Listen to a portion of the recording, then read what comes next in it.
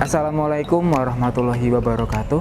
Saya Zuhdan Kamal Abdillah dari SMK Negeri 9 Semarang, peserta upskilling dan reskilling Balai Besar Pengembangan Penjaminan Mutu Pendidikan Vokasi Bisnis dan Pariwisata Angkatan 3 tahun 2024, jurusan Otomatisasi dan Tata Kelola Perkantoran. Pada video kali ini saya akan menampilkan demonstrasi dari kelompok pekerjaan otomatisasi dan tata kelola perkantoran. Selamat menyaksikan.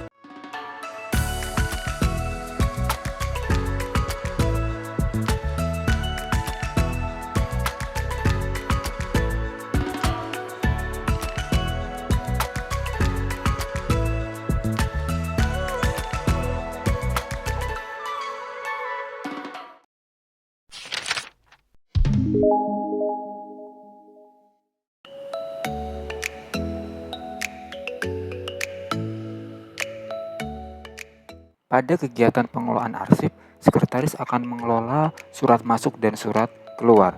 Pada video ini terlihat bahwa perusahaan mendapatkan beberapa email masuk dari perusahaan rekan.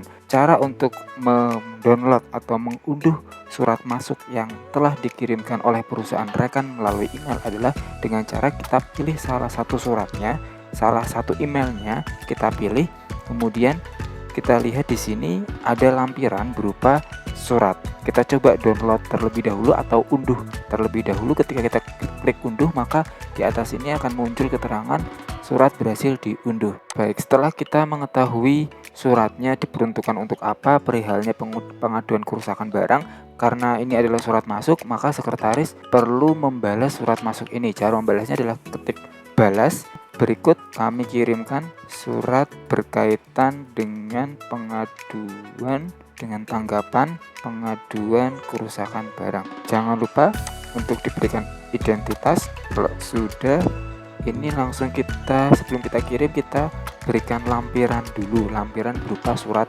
balasan yang sudah disiapkan. Ini adalah surat yang kita lihat previewnya adalah tanggapan pengaduan kerusakan barang. Jadi kita mendapatkan surat masuk melalui email mengenai pengaduan kerusakan barang, maka kita balas dengan tanggapan pengaduan kerusakan barang. Setelah ini surat terupload di sini, maka kita klik kirim.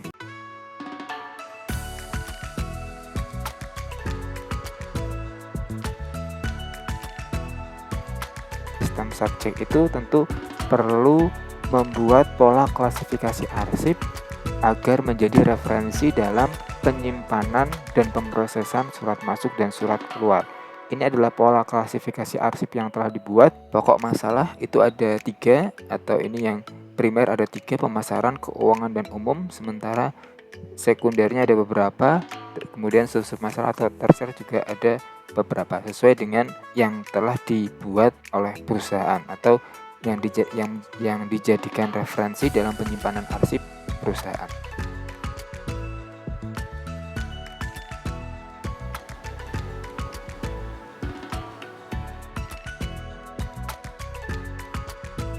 Kita perlu memasukkan surat masuk dan surat keluar ini pada buku agenda. Ini adalah buku agenda tunggal. Setiap surat masuk diberikan tanda masuk dan surat keluar diberikan tanda atau keterangan K atau keluar. Kemudian untuk tanggalnya, di mana surat masuk itu nanti tanggalnya diberikan +2, yaitu ketika surat masuk tanggal 2 biasanya sampai di perusahaan tanggal 4 dan seterusnya. Ada sekitar 20 surat masuk 10, kemudian dibalas surat keluar juga 10 dengan total 20.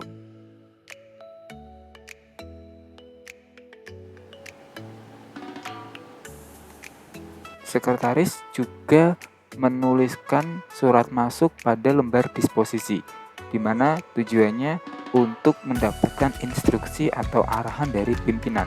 Karena surat masuknya ada 10, maka sekretaris juga menuliskan lembar disposisi itu sebanyak 10.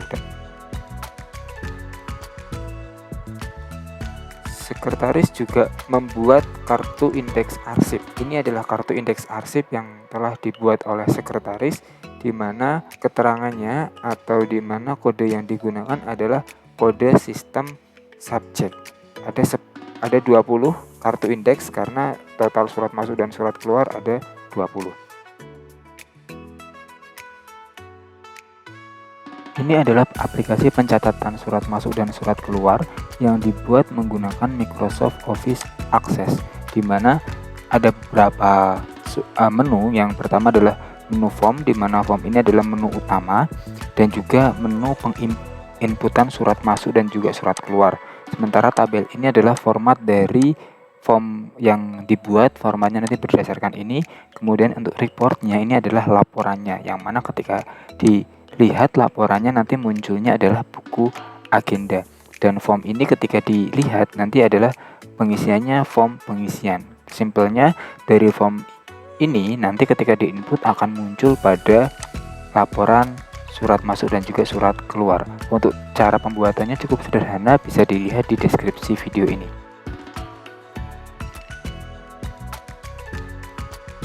Berdasarkan pola klasifikasi arsip yang telah dibuat oleh perusahaan, kita coba lihat di sini ketika buku agenda tunggal, misal contoh nomor urut 1. Nomor urut 1 tanggal 4 Februari, nomor ini dari PT Gemilang dengan kode PM0010. Maka ada 3 folder yang akan kita buat, mulai dari folder primer, sekunder, dan tersiernya. Untuk folder primernya kita lihat PM0010, maka nanti surat akan masuk di folder PM, kemudian subfolder 00, kemudian subfolder 10. Maka ketemulah surat ini. Ini adalah penyimpanan soft filenya menggunakan sistem subjek di komputer atau di laptop.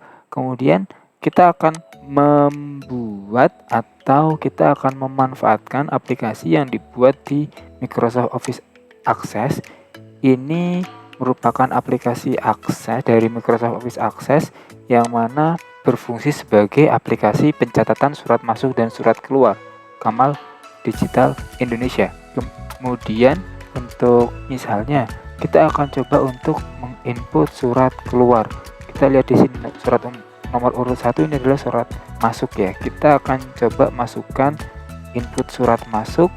Kemudian di input surat masuk, form surat masuk kita coba sesuaikan dengan ini. Saya akan mempermudah seperti ini. Nomor urutnya ini adalah nomor urut pertama. Kemudian tanggal terimanya surat kita sesuaikan 4 Februari 2024. Kita coba ke sini 4 Februari 2024, tanggal suratnya tanggal 2 Februari 2024. Kemudian nomor suratnya kita lihat 1092 Romawi 2024.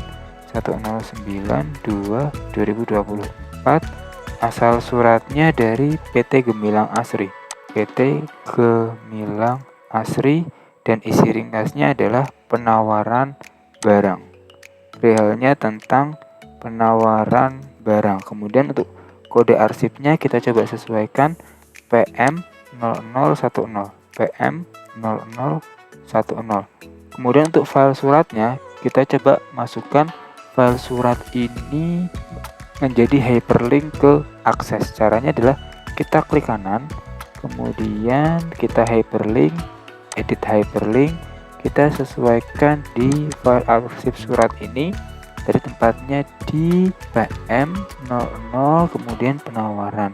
Tadi nama perusahaannya PT Gemilang Asri, surat masuk. Maka ini yang dicari.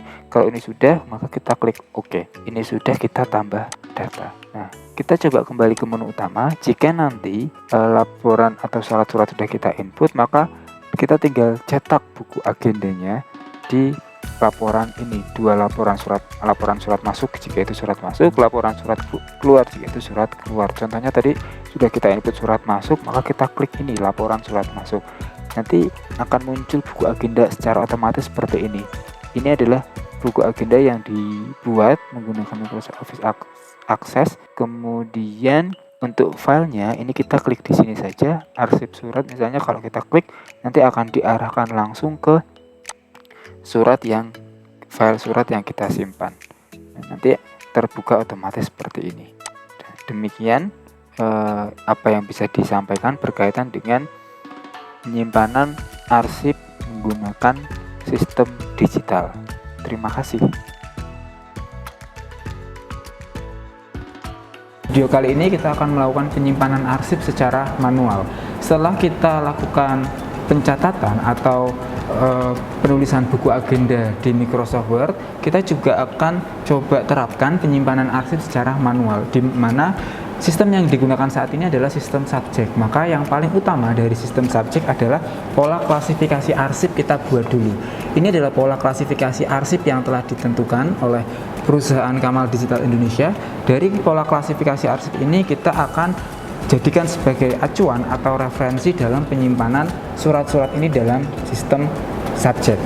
Kemudian setelah surat-surat ini kita cetak, di mana surat ini kita dapatkan dari email-email perusahaan lain karena ini merupakan surat masuk.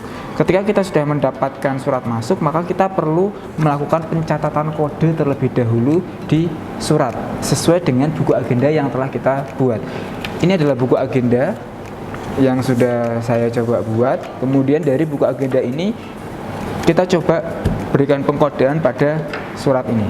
Misalnya yang pertama, saya mendapatkan surat dari PT Gemilang Asri di mana ini adalah penawaran barang, dan penawaran barang ini maka berdasarkan pola klasifikasi arsip dari penawaran barang itu masuknya adalah PM bagian pemasaran. Saya tuliskan di sini PM artinya pemasaran, kemudian 00 artinya sub masalahnya adalah penawaran dan sub masalahnya adalah 10 atau penawaran barang. Setelah pengkodean ini kita coba buat di surat, kemudian kita bubuhkan stempel agenda, di mana stempel agenda itu nanti akan memudahkan kita juga dalam pencatatan. Tanggal diterimanya saat ini adalah sesuai dengan ini 3 Februari 2024. Nomor agendanya kita sesuaikan dengan itu tadi PM 0010, tanggal diteruskan saat ini 3 Februari 2024, kemudian tanda tangan. Setelah satu surat ini selesai kita lakukan pengkodean, maka selanjutnya kita masukkan ke guide. Sebenarnya ada beberapa cara. Yang pertama, kita bisa masukkan langsung di guide yang tersedia di filing kabinet, atau yang kedua bisa menggunakan media ordner. Tetapi di video kali ini kita akan coba memasukkannya ke dalam Snellhacter karena lebih mudah juga. Ini hanya sebagai demonstrasi atau contoh, di mana di guide ini itu ada 3 bagian yang kita perlukan dalam satu surat. Kenapa? Karena di satu surat pasti itu ada guide primer, guide sekunder, dan juga guide tersiernya. Primer dilihat dari mana? Primer itu dilihat dari pokok masalahnya, kemudian sekunder dari sub masalah, dan tersier dari sub masalah. Maka ketika ada satu surat dari PT Gemilang Asri yang perihalnya ini adalah penawaran barang, maka kita buat dulu pada guide ini untuk pokok masalahnya atau yang primernya kita tulis PM. PM itu artinya bagian pemasaran.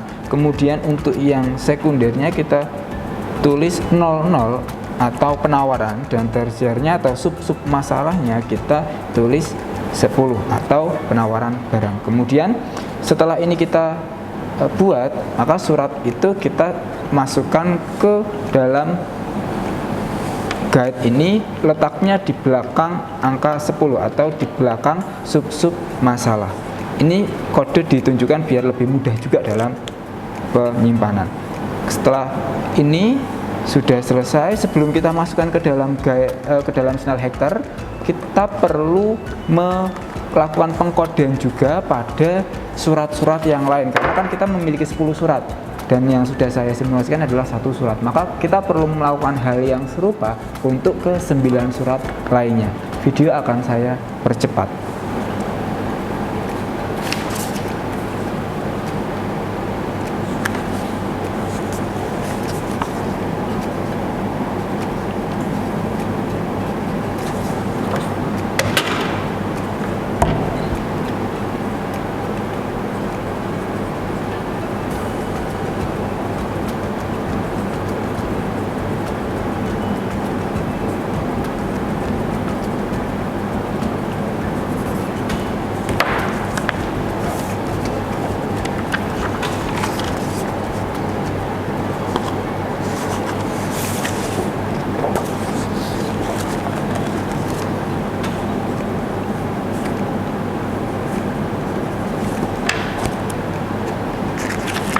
Baik, setelah semua surat kita masukkan ke dalam guide ini, maka selanjutnya kita kumpulkan menjadi satu seperti ini.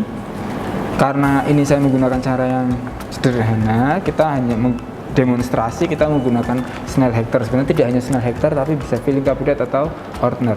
Setelah kita rasa sudah tersimpan dengan baik, maka pastikan juga Snellhector atau media yang kita gunakan dalam penyimpanan itu tertata dengan rapi.